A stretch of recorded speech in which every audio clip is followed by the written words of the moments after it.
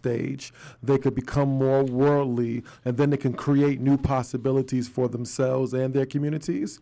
And that's what we define as development. So the talent show was all about development. Young people trying things on stage, singing, rapping, dancing, doing synchronized step, as we call it, step cheer, and also off stage as the volunteers, the act liaisons, the backstage team, working the lights and the sound, the greeters of the day. And again, we partnered with the Dallas POW after a meeting with Chief Brown because basically we was talking to him about possibilities to create new relationships between our communities and the police department. And he said, well, that thing I saw, that talent show, I want our kids to have more opportunities on stage. And we said, well, great, let's try this partnership out.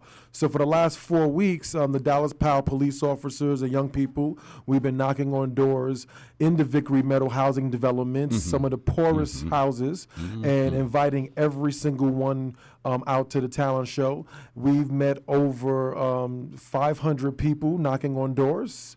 We pre-registered 115 young people to volunteer and perform, and we're expecting a good turnout. So again, everyone is welcomed. Performers ages 5 to 25 are welcomed. Volunteers 14 and up are welcomed.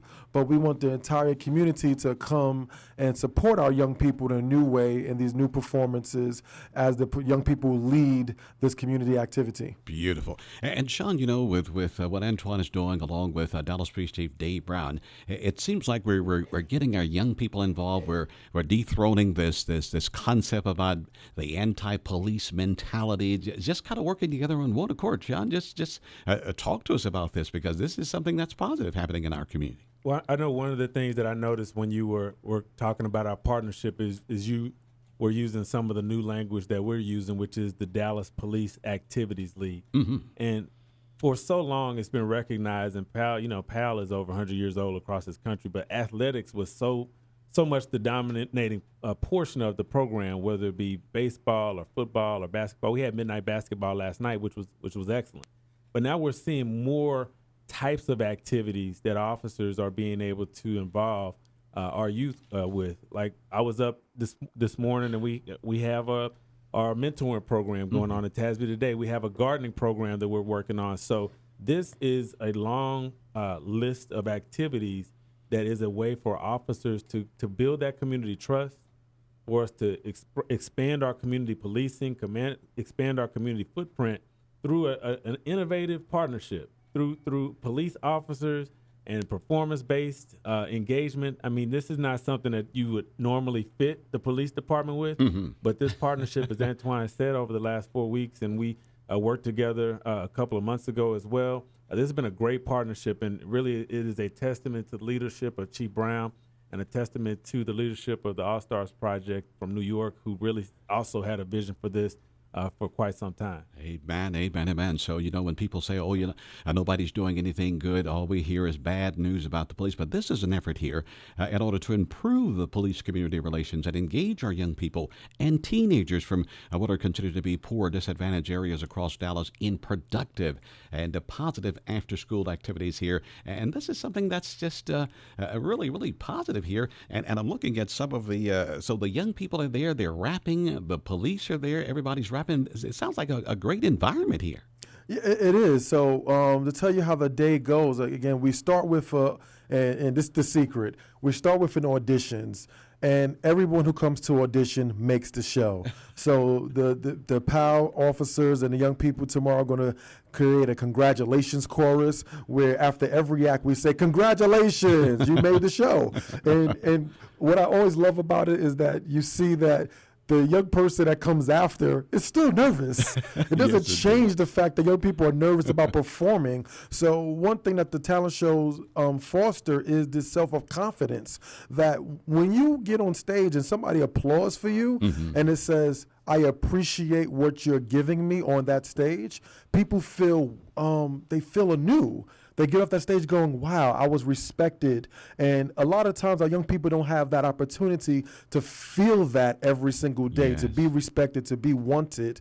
And then we create a performance workshop with all the young people talking about poverty in Dallas. How does that affect their lives? So the young people share these heartbreaking things. I had a young man who shared with us being in a gang and watching one of his friends being murdered. And he wrote poetry after that, but always was too shy to share it. So he came to the talent show after we came to South Oak Cliff High School, and he said, I want to do that. He showed up to the show, and everyone cheered for him, and he's been so successful in our programs now, not only doing the talent shows, but he's also in my leadership program where we introduce young people to the business community, and he has a paid internship this summer at EY. So again, one little thing sparking someone's initiative to be on stage, be applauded, be accepted, have a forum to talk about their lives, and then be applauded by the community is powerful. So it is a great event. And again, we want everyone to come out to support our young people. And if you can't make it tomorrow, again, tomorrow is going to be at Sam Tasby Middle School, June 25th. We want performers to arrive at 11 a.m. in the morning. I'll give you my numbers so you can call me if you have any other information. And audience members could come at 2:30. If you can't make tomorrow, we will have another talent show in South Oak Cliff in the fall.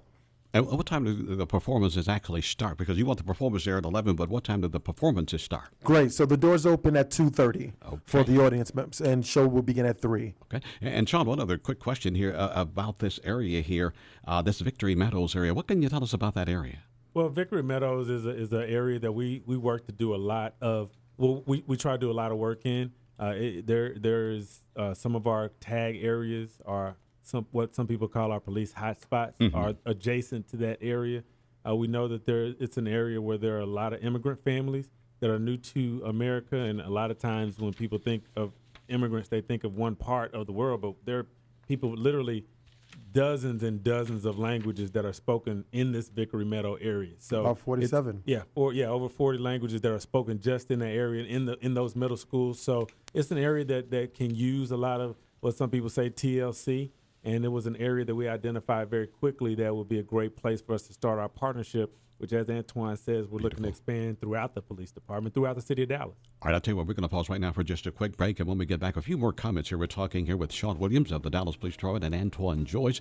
They're telling us about this big talent show. It's free and open to the public here. An effort to bond with the Dallas Police Department and, of course, our young people, the PALS program here, and to see our young people there rapping and feeling comfortable around law enforcement officials in light of a lot of strange stories involving Officer Caseboat up in McKinney, and the story about the officer getting off in connection with the Freddie Gray case.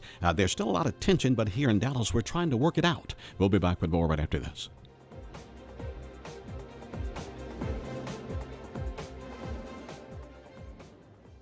It's Macy's Super Weekend Sale and Clearance Event with all-day specials now through Sunday. Like suit separates for her, 25% off. Fine jewelry clearance, now 65% off. Take an extra 25 to 40% off clearance handbags, including designer. Take 60% off men's suit separates. And save an extra 20% on all comforters from Charter Club, Hotel Collection, and more. Now at Macy's. Plus, earn plenty points. Lots of points, lots of places. One rewards program. Savings off regular sale and clearance prices. Exclusions apply. With the Blue Cash Preferred Card from American Express, you can earn 6% cash back at U.S. supermarkets on up to $6,000 in purchases. So here are 6 of the many foods you can earn 6% cash back on. Coffee, onions, tuna, horseradish, garlic cloves, and gum. Many, many packs of gum. With the Blue Cash Preferred Card from American Express, earn cash back at U.S. supermarkets and 1% on your other purchases. Start earning cash back at amexbluecash.com. Terms apply. Adding the choice of a crispy chicken BLT to Wendy's 4 for $4 is the biggest thing since rappers trying to sing. I got me a yacht and I sound like a robot. But do you like the sound of this? Wendy's 4 for $4 now comes with a choice of a junior bacon cheeseburger or a crispy chicken BLT. From Detroit to Macon, I keep it crisp like bacon. Both are topped with crispy applewood smoked bacon and come with 4 nuggets, fries, and a Coke for just $4. Oh yeah.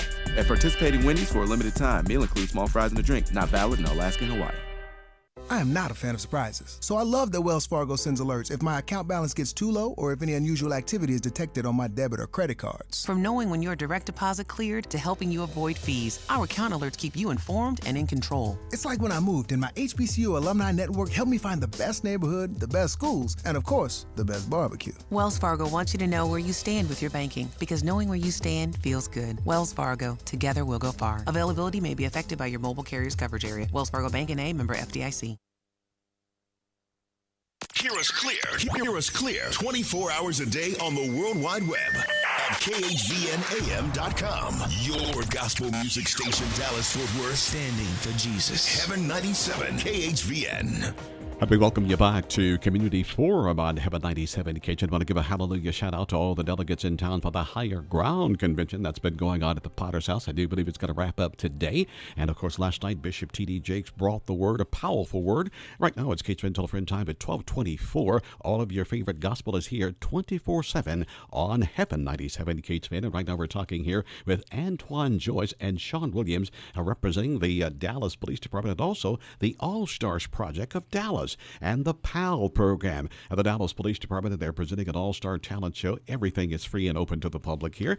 And of course, if you are going to be performing, you're asked to be at the Sam Tasby Middle School tomorrow, 7001 Fair Oaks Avenue at about 11 o'clock. And of course, we understand the performances will be getting underway around 2:30 here. And this is an effort to bond with the community in areas that are considered to be high crime areas, trying to get our young people to take a second look. And there was one story here that I saw today about a gang member who was with MS-13. And in light of the fact the Supreme Court said President Obama's executive order about letting all of these young people stay here who were coming up when we saw that big migration of children coming, some of them were indeed MS-13 members, according to some of the reports. But a Houston area MS-13 leader is facing life in prison for a 2014 murder of a 14-year-old boy. Now, police found Jose Guerrera guilty of murder yesterday for ordering gang members to use a machete on 14-year-old Jose Mazra. Now, prosecutors say that Guerrera wanted the 14-year-old boy dead because he refused to participate in some sort of a gang ritual.